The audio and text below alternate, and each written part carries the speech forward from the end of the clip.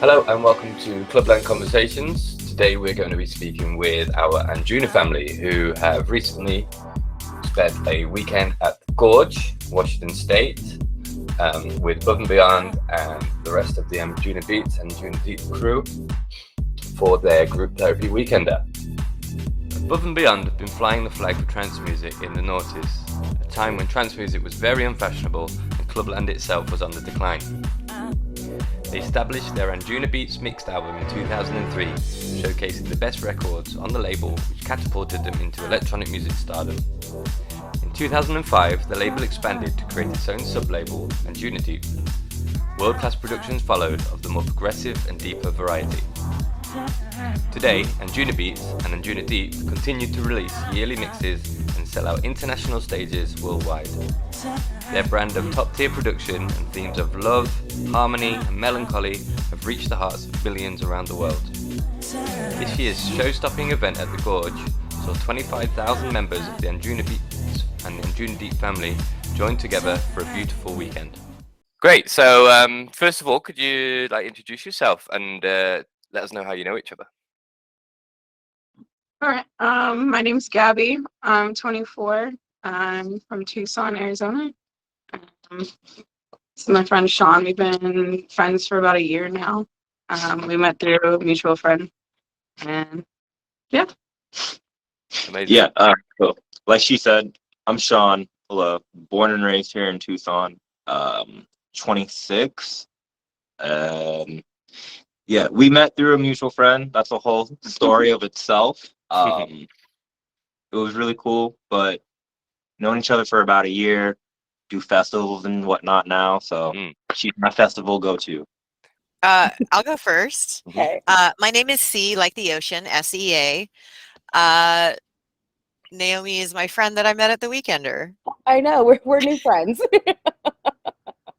And how did you meet it? How did you meet there? Was it just a random bump into each other? We actually met because of my best friend, who I also met through raving, which is funny. So she had started talking to C first, and then I think I just, being myself, I'm like, I want to go for a walk. Let's go wander. And she's like, I'll come with you. I think I have a totally different recollection of the incident. I don't remember meeting Naomi's friend, who will allow to be anonymous for now. I didn't remember meeting her until the following night, and then it all kind of flashed back to me. I remember very specifically feeling like I was going to throw up because it was so hot. Oh, really? It was so hot. And I was looking around, and people were like, what are you looking for? And I'm like, something to puke in, just super nonchalant, just something to puke in real quick. So. And yeah, Nay was like, nope, no, we're going on a walk. We're going on a walk. And she tapped my brother, and she's like, I'm taking her on a walk. We're going on a walk. My name is Hannah, and I am living in Southern California right now, but I was born and raised in the Northwest, pretty close to the Gorge. So that whole area is really home for me. And that was a big attraction as to why I wanted to go to the Weekender too. How about your history with electronic music? How did you guys get into it? Because we're really interested here from a European perspective, because from where we're sitting now, it feels like you guys are really taking off in your scene over there, and I feel like it's really sort of, for me, it looks like the best place in the world to be now, to see that kind of these kind of shows. Where obviously for a while it was, Europe's been the focus on that. So how did you get into it, and what was there a record or something that really kicked it off, or did you get invited somewhere? So hard. So my first show was RL Grind back in 2013, and it was at a venue that mostly did rock and metal shows. And back then I was super into metal, but they were having a show, and I really wanted to go, and I went, and it was just insane. I loved it. I fell in love instantly. Awesome. My very first EDM show was Nervo, and this is back in 2012 something, I think. So I've been doing this for 10, 11 years now. So my very first show, I was 16 when I went, and it was a foam party. So they did the entire convention center where I live, and they just they dropped gallons and gallons and gallons of white foam just on everyone.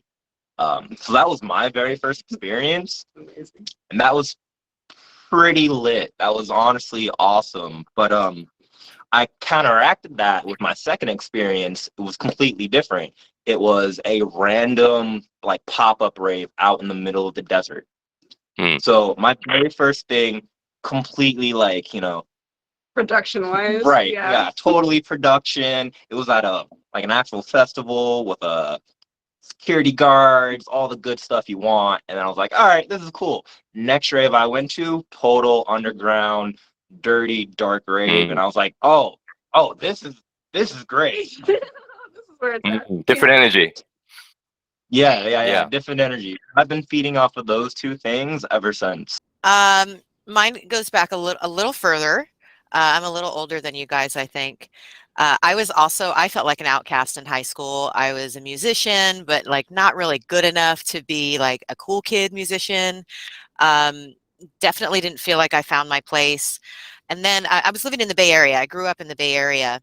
We had this radio station, Live 105. The station manager, the program director, would do this nighttime electronic show from midnight to 5 a.m. on weekends, on Saturday nights, Friday and Saturday nights. And I heard this track called Commander Tom, and it's an old 1992 trance track. And it was being spun by a DJ called Mars in San Francisco. And this was back in the day when this could still happen. He would advertise. He would be like, okay, so here are the parties tonight. But he wouldn't give out the phone numbers because this was back when you had to call a voicemail line and find out where to go to buy a ticket, where they would give you a map for like you'd pay $10 for your car and get a map. So that was my introduction to it. I loved the music. I had a friend who was like, well, we're going to go to this party. You want to go? I was 14 years old. And I went with these two 16 and 17-year-old kids. Had the best time, met the best people, felt like I had found my family finally. I felt like I had a bunch of other outcasts that loved the music and just wanted to like live life as fully as we could without hurting anybody else. So it was a total hippie movement. And this was 1994. This was a long time ago.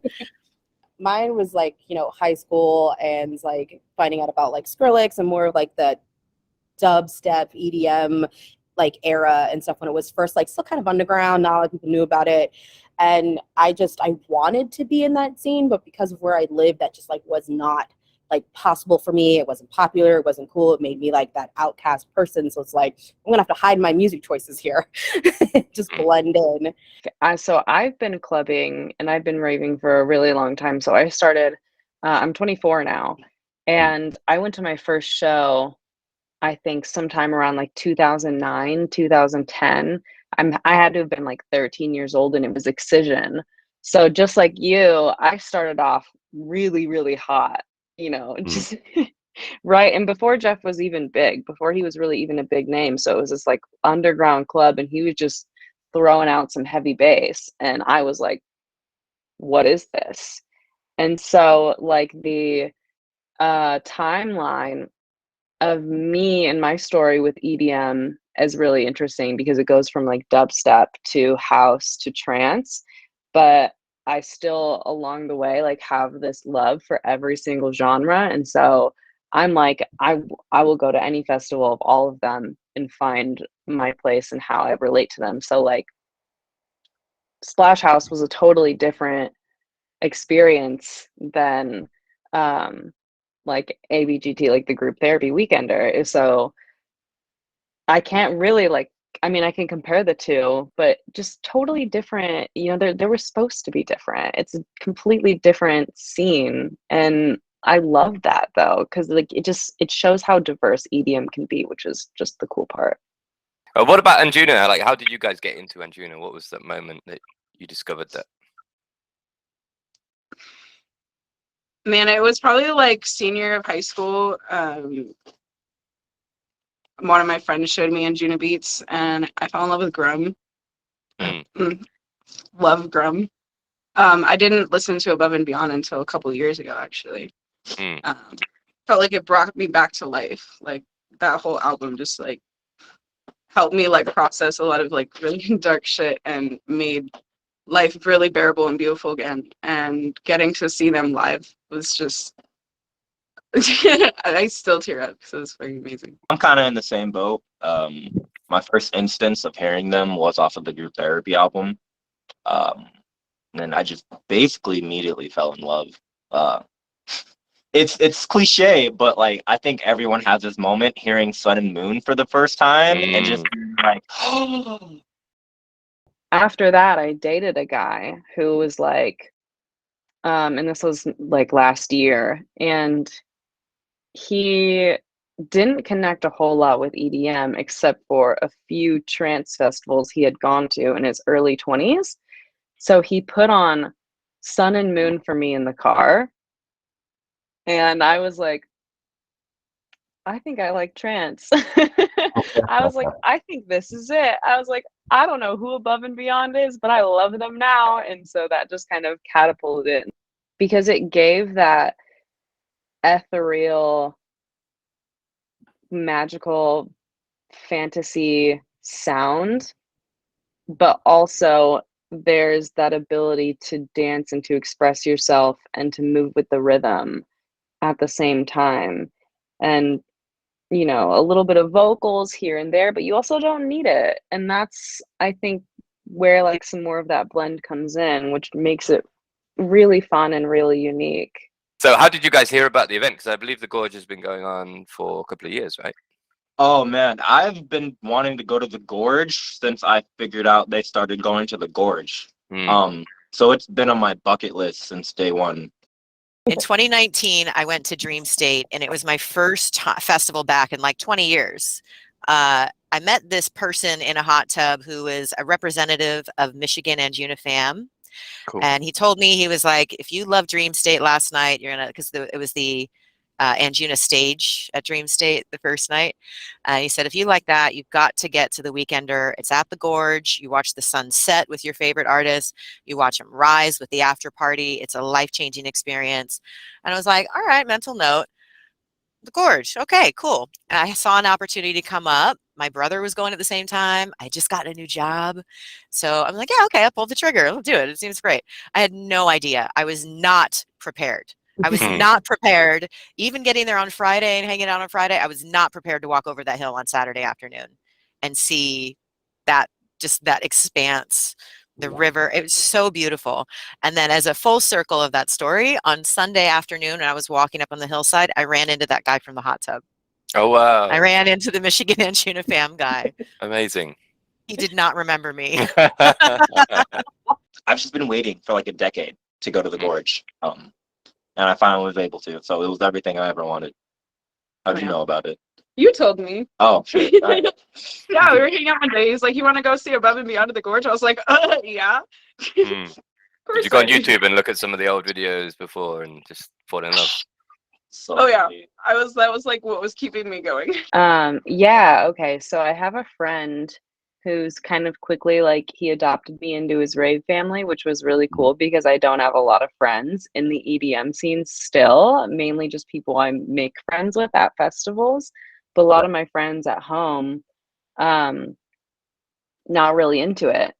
And so he's really a bass head, very big into dubstep, and that's definitely where his heart lies. He was just at Bass Canyon. But I think I had talked to him about really enjoying Above and Beyond, and he saw it and sent it to me, and he was like, you know, I'm not at like super into trance, but I love Above and Beyond, and I would be down to go to this. And I was like, say less, let's buy tickets. I was showing my friends on Friday, big Anjunabeats guys, and we were looking at some of the videos. They were like, wow, that backdrop. Could you help describe the backdrop and the settings and all of that? What makes the Gorge so special? It's breathtaking, honestly. Walking over the hill for the first time was like almost like a religious experience, you know, like the sound just echoes off of everything. The energy from 20,000 people all like excited to see, you know, the same person, and just... everyone's there for the same reason, just to love, to be there for the moment. So like, you know, you're there with family no matter who you look at. So crossing over, like, so for anyone who hasn't been there, you have to go down a little, kind of like little valley, I guess, and then you go up a little kind of green hill, and then you crest the hill, and then you just see the Columbia River backdropped against these mountains, and it's gorgeous. Oh, it's absolutely gorgeous. And then at the bottom of that is the stage and this nice grassy knoll that just goes all the way down. And by God, it is the prettiest thing you can ever see, especially if you're crossing that hill. Candy flipping. Fantastic. Ravers Absolutely everywhere. fantastic. That too, yeah. Ravers everywhere. Beautiful people everywhere. And the sun, was it setting directly below the behind the stage, or was the It position of the set sun? kind of to the left of the stage, Yeah, but it was it off was center. just glowing. Yeah, I saw on the video you looked at the sun. It looked 10 times the size of what you usually see. So it just looked incredible. Yeah. Real. Just because of how the gorge is set up, it's set up in kind of like levels on this massive hill. So you've got like that top upper layer where you can get like all of the gorge, like get the stage, the people below you. You can get like the river snaking through and beyond into wherever foresty wilderness is there. And then you've got the hill, the massive hill that you probably shouldn't choose to dance on because you're going to break an ankle or roll down it. Whichever Roll one, down it. you know. And then there's like a pathway that snakes through, then that like bisects that like first main level there. And that's where we were. And I felt like that was the best place to be because one, we got to people watch to the best of our ability. And two, we just had the best unobstructed view of the stage. And you got the sunset coming in, like coming down from the backside of it. You got the full canyon view. And then there was like the pit, the lower level. And I did go down there and I got like, I have pictures of all three like different areas of the gorge. Like I did a Ferris wheel ride. So I got like the top view and then I got a view from where we were and a view of like the pit area kind of just like the gorge in general. And I feel like the pit was just like just like hot, sweaty, different experience if you really want to be immersed in that sound. But you didn't get to like see as much. Like you got the visuals, yes, but I feel like you didn't get like the gorge experience, like the full circle of what that outdoor amphitheater offers you with the mixture of music and nature combined. Like it's a different level, almost like some people might feel like it's like a spiritual experience, you know. Gives you the tingles every time you think about it. I wanted to interrupt you because Fatum in the pit on that hot ass day was its own kind of spiritual experience. Is that where the most hardcore people were? I mean, I really like Fatum, and it's very aggressive music. So it was just, and like that time in the afternoon, there's a lot of people on different kinds of drugs. It's it's a little more like Adderall and LSD. Okay. So Nice the energy is definitely different. Yeah, I could see that. Adderall and alcohol, and also LSD, not always all combined, but that's it's a different energy, but it's good, and just like that kind of like, it's so hot. It's so hot that you don't care if it gets any hotter. It doesn't matter if it's 110 or 120 degrees. It's just hot. Everyone's mostly naked, just banging our heads and raging and yelling and just letting out all of this emotion, feeling everything all together at once, like our whole body swelling. It was amazing. It was beautiful. We were right there in the front, and like it was just like the bass was just hitting. Oh, that was heavy. Oh, it was heavy. Yeah, that was really it for me. Where were you positioned, by the way? Because the last lady we spoke to, she said that was her favorite, and she was talking about there was like a pit at the front. She said it was pretty crazy. So where were you guys? We were there. There you go. You're the crazy one. Yeah, we were probably like 6 rows behind and like right in the middle. She said that was the hardcore group. Yes, it went hard down there. It did go hard, yeah.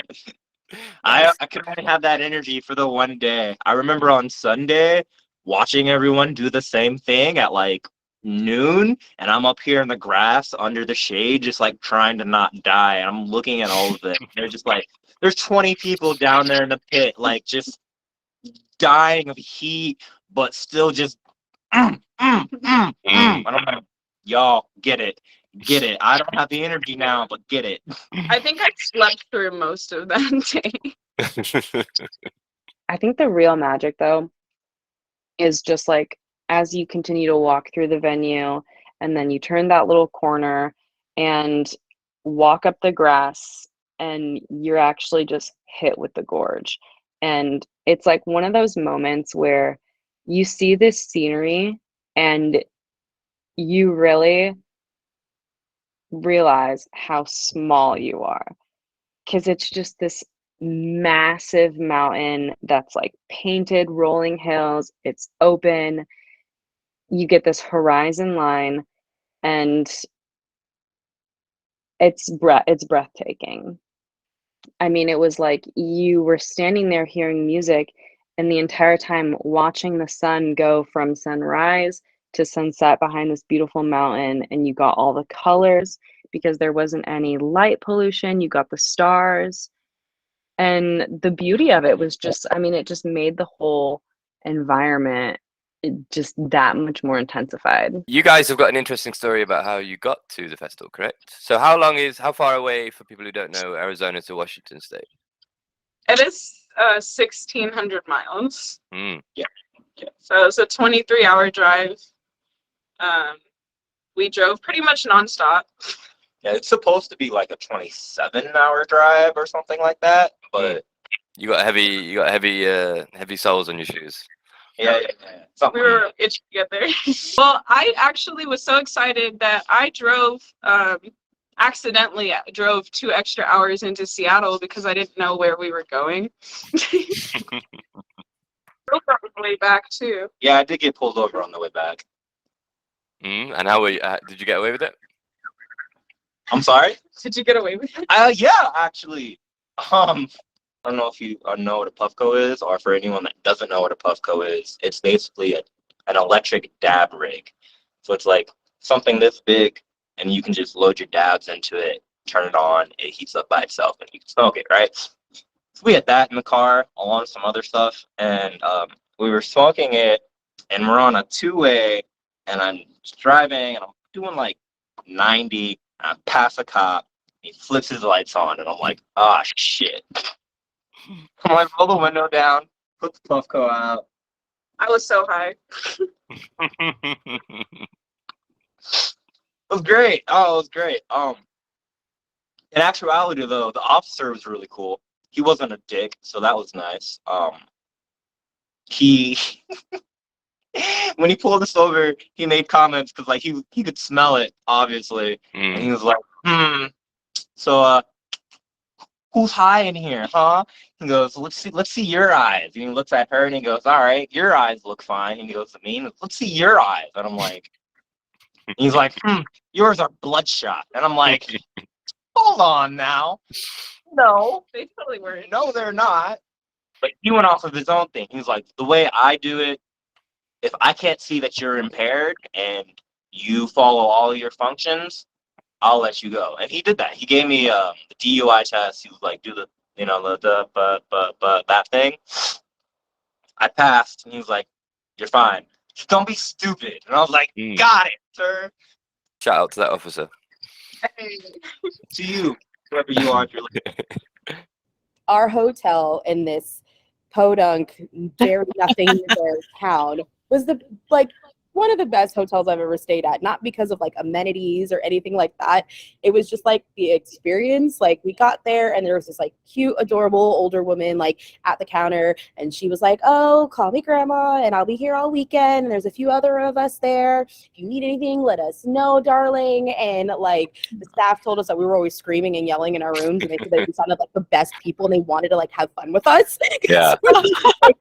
Chaos. Like we came home one night and the ladies were like, "Oh, we put out cookies and water for you guys." And I was like, stop it. Like I came out from partying and grandma has cookies and water for me. Like, can I hug you? Like, Yeah. It's exactly what you need, isn't it? Oh, it's exactly what you needed. It made you feel homey and safe, and just like I will repeatedly give this place my business multiple times. And then like the cherry on like we went into town and did dinner. The cherry on the cake was like our hotel, and then the taco / coffee like place that was right in the same parking lot. Mm. Like it's a little wagon stand basically. And then a weed store right in front. Yes. What more do you need? Perfect. I assume. I did fly there, yeah.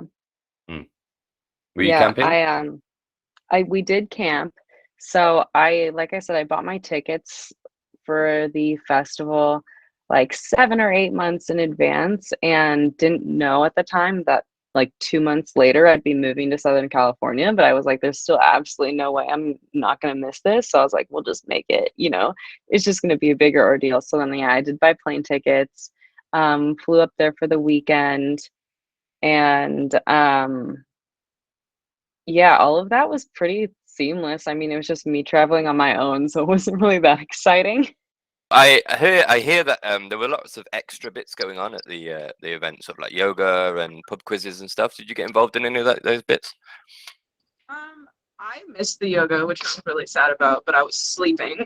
Yeah, unfortunately, the yoga was something that her and I both missed. We met up with 2 close friends while we were there, though, who are also from Tucson. They went and did the yoga, and they said it was really great, fantastic time. You guys get They were involved? good. They Were were they? very good. These were not filler events. Like Mm. the guided meditation, that could have been its own full day event. Mm. Like that would have attracted people just for that. It was so good. There was a couple other things, but that was the only thing that I went to. Specifically went Friday for the ping pong tournament. Like we were trying to do, because we didn't know how it was going to be. It just said ping pong tournament, and I was like, "So do we get to watch people?" And we're like, "Well, we'll go and watch." No, you get to join. Like Yeah. to do it, and they've got tables on the side. You've got like fans cheering for you and stuff. You get your own like little rave name and stuff that you get to put on the board and go into these heat matches. And I'm like, never been to a festival that has a tournament in it. And I remember that. Please, can everyone put a ping pong tournament and all the things that they do now? Although, shout out all of the people at the Gorge with your water bottles and your fans. I love you all. You're all beautiful people. You kept everything going. Everyone helping you out, yeah? Yep. All those people are great. Ground control is vital. Ground control. We were talking with the other ladies about how efficient everything was, and like you had free water available and all those things. Because we were just talking about the old. Have you seen the Woodstock documentary yet? The '99. Yeah, it's the complete opposite.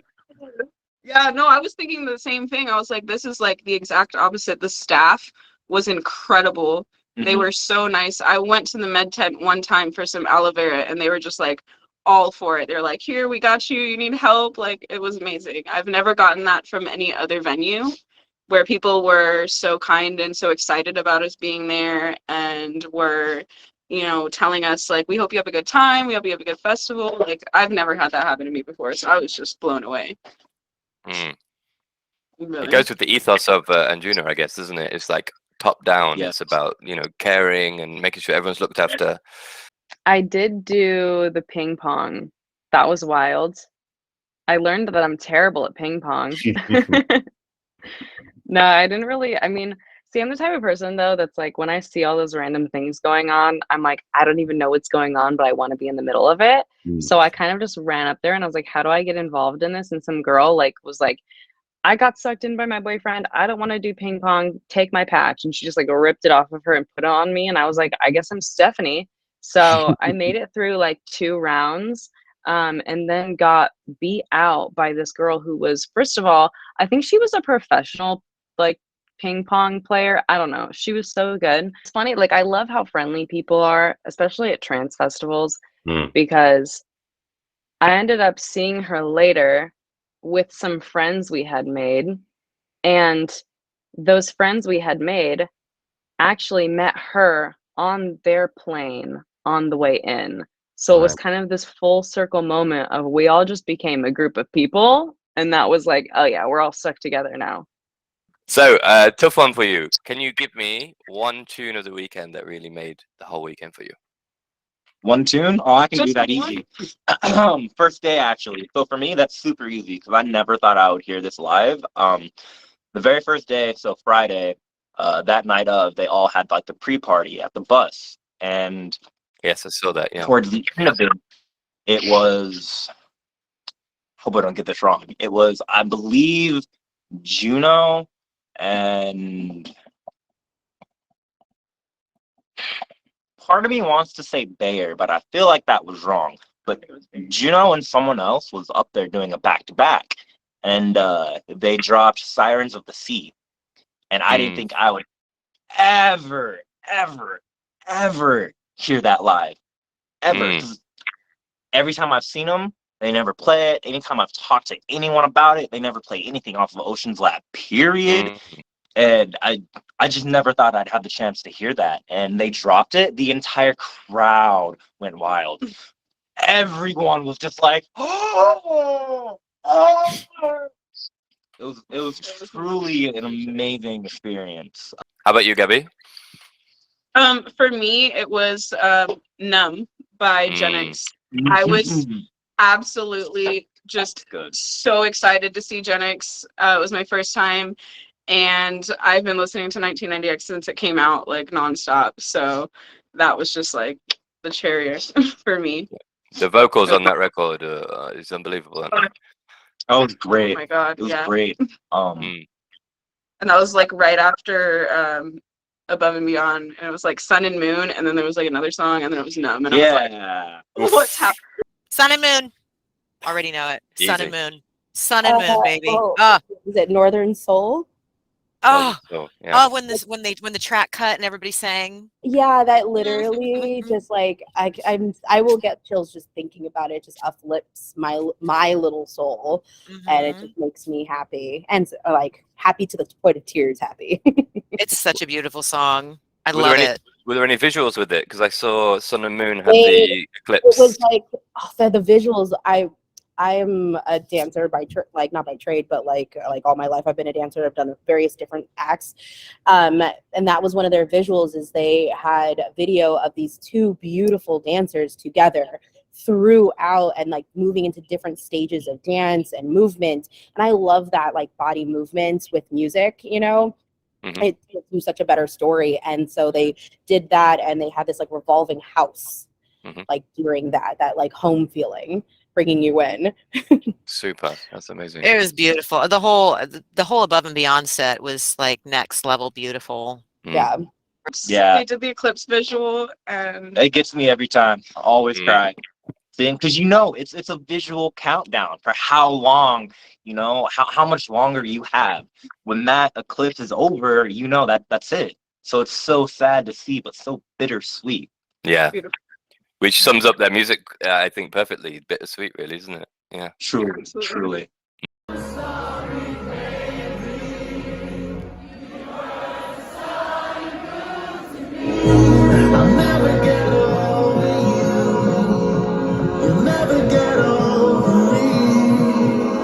My favorite tune from the whole weekend was Won't Forget You. Eli and Fur's remix. Yeah, I mean, those two ladies had the just biggest energy, I think, for the whole weekend. Their set was unbelievable. I mean, I think it was up there with Above and Beyond set, with Ben Bomer's set, maybe even better. They came ready. They came ready to throw down, and they definitely delivered. I was just blown away. That was my first time seeing those two live, and I'm like, I will follow them anywhere in the world to see them again. So, favorite set of the weekend? Still Above and Beyond for popular. Above and Beyond. I mean, I'm basic as fuck. Sorry. I mean, they're the showstoppers, aren't they? I went to see Above and Beyond. I saw Above and Beyond. A close follow-up for me. Oh, I can't pronounce it. It's Nourey, Nourey. Okay. She's a female DJ, and I saw her way early on in her set. I just really thought her ocean visuals were really amazing, and I just really loved the sound that she just put together. And so I just immediately started stalking her on Instagram. Like it was an instant, like, up and saved. Perfect. Yeah. What about you, C, for number 2? I think the Friday night set on Walter the Bus. I saw some videos of that just now. Yeah, it was really good. The Personal Jesus remix kind of sent me back, and I liked that a lot. Can you explain the bus a little bit for everyone? Yeah, so there's a bus. They call him Walter. It's gutted and it's got a stage and turntables decks on the top of it. They kind of move him around throughout the venue. Friday night, it's like a pregame night, so the main stage isn't open, but Walter the bus is just up on a hill and you DJing just away. hang out around the bus and dance. It's kind of a Burning Man type feel. I was Awesome. envious of everyone that could get on the bus. I was like, how do I Yeah. get on there? That Because was a there's special people on thing. there You could get on the dancing and partying, bus. and I'm like, how do I, where's the line? Mhm. And who was DJing? I don't. Don't Is it remember. random people? Yeah. So, what would be your highlight of the weekend? The whole The weekend. whole week, yeah, the whole thing. I know it's not the answer you want, but oh man, the entire thing was truly amazing. Although, we should talk about Mark, because that was really cool. Mark! Oh my God. Yeah, so I was we were standing there in the front and I was like spinning my orbit and this guy just turns around and starts watching me and he's like, "What is that?" And I just start talking to him and I find out that he is from a town that's literally like an hour and a half away from us. And I was like, "What? You're from Arizona?" And so for the rest of the weekend, we just hung out with this dude that, he was like honestly one of the coolest people I've ever met. Yeah. Super Super chill, cool. super nice. Just His name was Mark. So that same day, like after we had met him and whatnot, after all the festivals were done, he brought us back to his camp and he cooked up some stir fry and shit. Oh, Coolest thing ever. I was like, oh, actual food. Let's go. It was free. Oh, it was really good. It was Really good amazing. stir fry.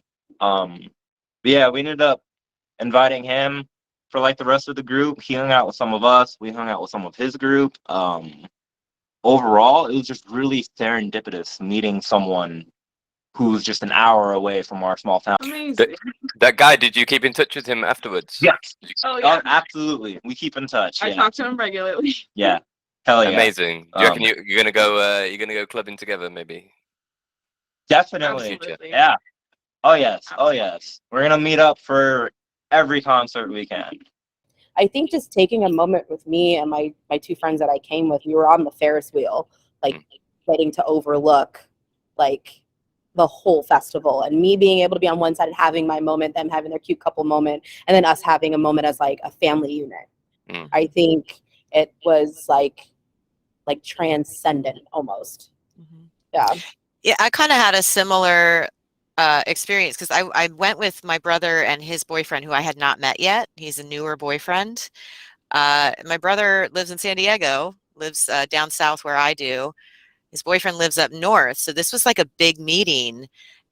We instantly meshed and our whole family just melded. My brother and I got to bond. I got to get to know his boyfriend. His boyfriend and I got to bond on our own, which was really lovely. We feel like we're a stronger family now. We're dealing with some stuff, like everybody's got their thing and we're all trying to support each other with our individual things. But now we feel like we're stronger because we're together. My highlight of the whole weekend, I mean, I have two. One is, so we camped at Wild Horse, like I said, my first time camping there. That was definitely the right decision. I mean, the whole entire vibe of that campsite was so chill, but so fun at the same time. And there was actually, so like I said, it was just me and one of my friends went. Campsite to the right of us was just a group of guys on this epic boys trip of a lifetime. They were from like Philly, New York area, flew all the way from the East Coast to come to the Weekender. And then from there, we're hiking all around the Northwest. And I was like, dude, that's what's up. Like, what a trip. You're already starting that off on such a high note. And they were just ready to get rowdy. Like, they partied with us all weekend. We stuck together, just got to know each other so well. We were up all night together talking, laughing, inside jokes, sharing playlists, all the things. And it was just great to fully embrace like myself as being a bro, just me and a group of like 6 dudes. I was like, all right. I was like, that's the move. So Yeah, and like we have a group chat now, and like all of us still talk, and they're like sharing their, daily life from like all the way on the other side of the country. And I think it's so fun that, like we were even saying, like these friendships that you cultivate at these shows, they last. And we're talking about like going to festivals in the future together, like this being a thing. And I'm like, who would have thought, like if you go into these things just expecting to have a good time, like that energy attracts people to you and you end up making memories that are just fantastic. What was the wildest thing you saw at the whole weekend? You must have seen some wild stuff. Man. Was anything that stood out? I always love seeing the furries, honestly. I really love that. I love seeing them dance, and it just makes me happy. That is always cool. I always want to hug them. Oh, yeah. Yeah. I'll pet them. Yeah. The They're furries. awesome. Yeah. They're there. They show up. They show out. What are they? Like I don't know what that are word. furries? Furries, Oh, did you no. say? Yeah. Wait, they Maybe we don't furries? have that word over here. They're like people that dress up in like animal costumes. Like full anthropomorphic, full body suits. Yeah. Oh. Like fox suits, cows, dogs, cats. They must have been boiling. Not just like cat ears or something, but I mean like the full mask. like a full suit. Wow, they must have been sweating. That's what I always think. I'm like, how do you They really have dedication. Yeah. It's just, yeah. I'm amazed. I'm like, what if you just like run some fans in there, get some wiring in it? Brilliant. The outfits, people's creativity. Like I saw so many just like sparkly sequin parasols and tall boots and people just really expressing themselves. And I love that. Like it's always so inspiring to just see like people's like true selves come out. And so I don't know, I think outfits can be really wild, and that's always my favorite part too. Absolutely. Are you someone yourself who goes all out with that, or is that something you maybe get into a little bit more? When I was younger, as somebody who's like a little bit older of a raver now, I'm like, yeah, sneakers for sure. What makes like Anjuna so unique? Oh, let me just repeat it. The kindness and the niceness. Easy. And it's because everyone is there to just love. For anyone that's been to like an EDC or just your regular like rave festival out somewhere, you know what the vibe is like. People are really loud. Most of them are really chill. But generally, like you'd hold on to your stuff.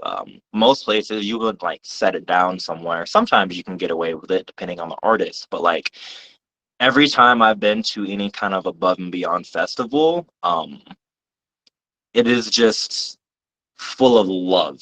Like it doesn't matter if you put your stuff down somewhere, if you fall asleep in the crowd, if you just kind of lean on someone randomly, people are like, hey man, you good? You want water? Hey, what's up? You like this? The best I can compare it to, and she probably could back me up on this, is metalheads. The only other people kind of like crowd wise I know that are so caring, metalheads. Metalhead ravers, some of the nicest crowds you can ever be in. Yeah. Amazing. For me, it's like healing. Like for me, like it's a lot of like healing through sound and through just being around each other. It feels like they say, like it's therapy, like you truly do feel like that it is therapy and that you're there to heal with your community. And I personally, other than like you said, metal, have not felt that sense of community amongst any other group of people. And that's what keeps me coming back. It's just like that I feel home. Oh, It's definitely the plur, obviously. Obviously. There's nothing like this anywhere. There hasn't been anything like this in 25 years. Yeah, Absolutely. no, I think I agree. I think it is the plur. It's the attitude of the people around you. Like I met so many like good people randomly. I've had so many people like come up to me and like compliment me about something and then go off into the mists, and I'm like, wait, magical fairy, come back. And you know, I got to meet C, which is great, and now this is a new budding friendship. You know, Yeah, I got to definitely. make stronger bonds with the ones I have. It's just this overwhelming like love feeling that you felt the whole time there. Like you can just turn next to the person next to you and start a whole conversation, and not like feel like you're being imposing on them or like anything else, you know. Absolutely. Everyone wants to spread love. And it's great to know, because that's exactly the same feeling I have with Anjuna here in the, and I've only seen them in the UK. So the fact that that's just picked up and taken to other places just goes to show you what they're trying to promote is exactly spot on. I think a big part of it too is the music, because it's uplifting. Like, even when the music is something that's maybe sad or like hurt, like Sun and Moon is such a torturous song to listen to, and yet I listen to it over and over again, because we all just want to be, we all want the same things. We want to love and be loved and be accepted for who we are. Absolutely. These people they get it. The people in the community understand that, and we all want that for each other. I think what draws me to it the most is like the search for diversity and like introduction to other artists. Like there are so many really creative DJs that are getting a platform because of Anjuna, and I think that's really, really special. And especially when, you know, the EDM scene is so male dominated, that it's fantastic to see all these like women artists in trance like get a voice, and I hope that that continues, really. What are your future plans in terms of what you got coming up? You got any club nights or festivals going on? I have a few things because I just can't stop, obviously. So I'm doing Dylan Francis and Ghastly this weekend in Sacramento, Keizo the following weekend in San Francisco, and then my friends want to go to the Midway, which is like an indoor-outdoor venue, to see Zed's Dead for my friend's birthday. Oh, yeah. Wait, so when is that? It's in October. In October, like the 20-something. I'll text you the date. I texted it. Thanks. I think that's everybody. Oh, and Nightmare's putting on a new show, and he usually does it in December. So he's got this new visual dreamscape that he wants to like kind of do. So yeah, called like Dreamverse or something, or Nightverse. So going to that, and then I told myself I'm not allowed to go to anything else. Well, she's getting married in like 25 minutes, basically. She's getting married really soon. Have it as an after party. Oh, we're having a rave for my after party. There we go. Perfect. Yeah, I literally already, my family's dying. I've made flyers and everything for it. I got wristbands for like everybody to like get in and stuff. I told everyone you have to bring your wedding attire and your rave attire. Like perfect. Sounds like a perfect wedding. Yeah. How about you, see anything on the horizon? Yeah, I have Dream State. It's our crew's annual family party, I guess. Our crew is from all over, and we travel around, but Dream State's the only one we managed to all make reliably. So that's next. Dream State. Oh wow. Southern California. I'm so excited to see Marlo, Vinny Vici, and Armin van Buuren. I'm going to lose my mind. Will be Paul great. Van Dyke there as well, right? Yes. Yup. Oh man, I can't wait.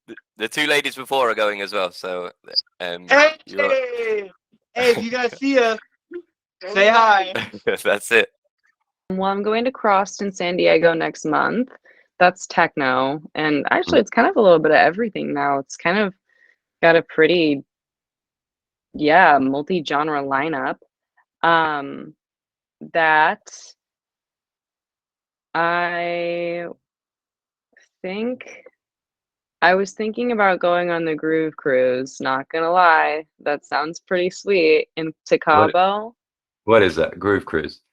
It's like a week-long cruise with EDM music.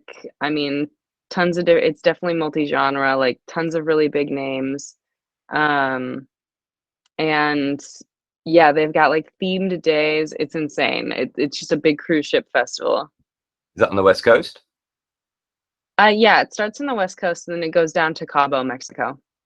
Oh, nice. No, but I think I'm gonna go to EDC next year too. Okay. EDC. Where do they usually host that? Is that the one in Miami? The one in Vegas. I do really want to go to Dream State. I'm really close to Dream State. I don't really like the NOS Event Center, so I'm kind of gonna wait and maybe go next year, depending if they hold it somewhere else. Interesting. I'm like a little bit of a venue snob. Finally, some final stories from the rest of the Anjuna family.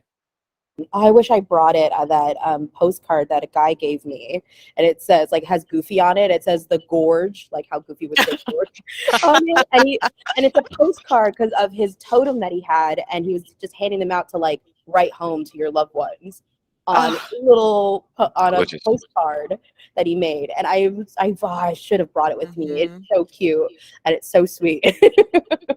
Like just little stuff that makes you think back and remember, like a little contact that you had with somebody. Absolutely.